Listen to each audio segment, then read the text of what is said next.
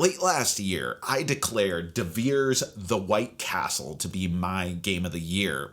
Crunchy, elegant, compact, affordable, and minimalistic, both in terms of the total number of actions you take and playtime. Now, Salton Sea, their first release since in this sort of Euro out of another time line, may appear to be more of the same. It's got the dimensions, the Spartan but pleasing production, and the weighty decision space. But small game, this is not. Salton Sea is a modern but suitably statured riff on dense economic games of yore. Capitalism. Thanks to it, we have a reason to turn our big business interests to renewable sources of energy, never mind conservation or social responsibility. In Salton Sea, you'll drive your company to pick up drilling licenses, excavate then extract brine deposits, which can be processed into lithium batteries and geothermal energy, all of which can be sold to corporations or fulfill specific partnership contracts to increase your holdings, advance your capacities, expand your capabilities, and hopefully end up with the most points by the time the drilling licenses run out, or 2 of the 3 companies have been sold enough resources that they close up sale, ending the game. The method through which you'll do this is worker placement. Players take turn assigning workers from their HR space to other spaces on their board, only to be collected back to HR at the end of the round. Unlike most worker placement games though, there are no shared spaces. This is entirely a logistical puzzle where the only thing blocking your workers are your already placed workers, but that's where things turn on their head. All the basic functions of the game are available on your action board itself, but the improved, more efficient versions of all these actions are on these action cards that you gain.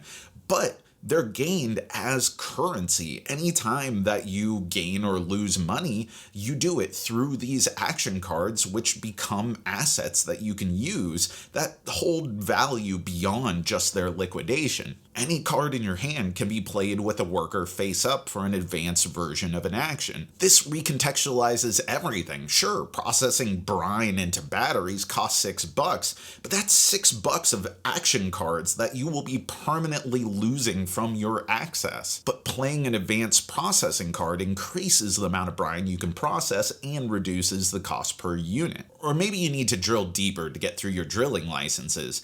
After all, pretty much all economy in the game starts with brine, and in order to extract brine, you have to have drilled deep enough to have it available to you. And getting through your drilling licenses comes with some pretty sweet bonuses once you've extracted all brine from the card. But there are rocks that can damage and eventually disable your drill until repaired, but advanced drilling makes the action more efficient and might ignore the first damage you encounter. While the fundamental actions and workflow becomes clear within your first game, this totally bananas system opens up so many possibilities and is going to make or completely break your interest in Salton Sea.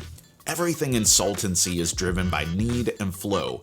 It's a salty sandbox of economic delights wrapped in the aesthetic of a ConocoPhillips recruitment video. You want to reap a bunch of points through owning stock in the Blue Corporation? Well, you need the cash flow to buy stocks, so you sell the resources, and selling to a corporation increases their value, but also the stock purchase price. And to sell, you need resources, which means licenses, extracting, and processing, and that's just one of several potential paths to points that you could dabble or fully specialize in. Often, you'll find yourself naturally guided into one avenue or another by what capabilities are on the table. When you make a sale, you choose among the face-up actions. Sell $6 worth of brine, do you pick up a powerful 5 value card and a weaker but still better than your default actions $1? Or do you get 2 3s? Or a 3 and 3 1s? While on the table with workers on them, cards have no monetary value, can't be spent, but like workers, they come back to your hand at the end of the round, usable for currency or actions once again. And every time you have to spend money to buy stocks or a license or processing or repair costs, it feels bad in the best sort of ways. You're giving up your efficiency, though hopefully ultimately scaling up to more workers, more warehouse capacity for resources and powerful science cards, and ultimately the priciest and most prized action cards. Salton Sea is so much game, and I really dig it, though I'm not quite as enamored with it as I am with the White Castle, the way that I still swoon over this game.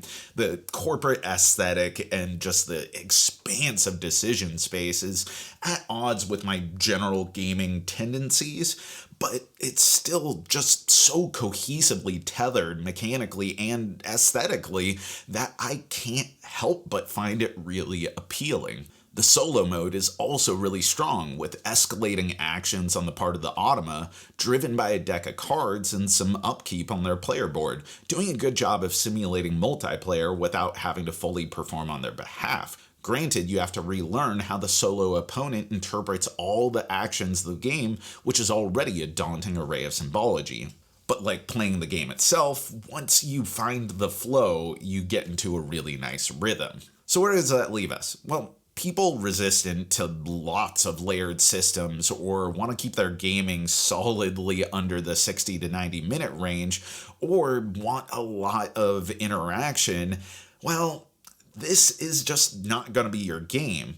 But if you are comfortable and you really enjoy that solidly mid-weight zone and want to push the boundaries just a little bit, you want to have a dense layer cake of green energy, optimization, high stakes, and putting work in for rewards, Salton Sea is smart, challenging, and a really innovative action system. It has that really great Spartan and affordable production that Devir has absolutely been crushing lately and is a very welcome addition to my collection. And that's our review, but let me know, what is your favorite of this whole line of games, and what's a game that you can't help but love even if it pushes the boundaries of your comfort zone a little? Put it in the comments below, and as always, thanks for watching, thanks for supporting, thanks for being such an awesome community. You know that I've been Jack for the Cardboard Herald.